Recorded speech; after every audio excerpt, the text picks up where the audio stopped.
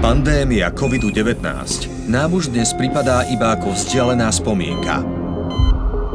Ulice, kedysi plné života, zývali prázdnotou.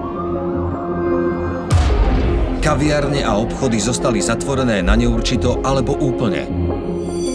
Deti namiesto školského vyučovania či hier na ihrisku mohli iba smutne hľadieť cez okná svojich izieb von.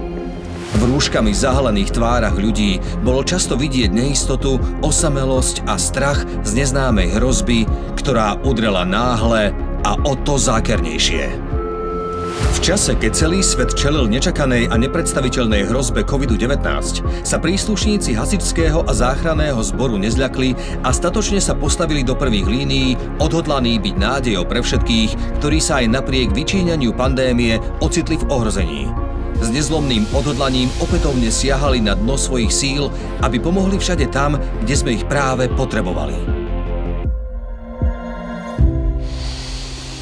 Preto operačný program Efektívna verejná správa a Európsky sociálny fond prispeli v rámci iniciatívy REACT-EU k finančnej podpore odmeňovania a stabilizácie pracovných miest týchto mimoriadnych ľudí.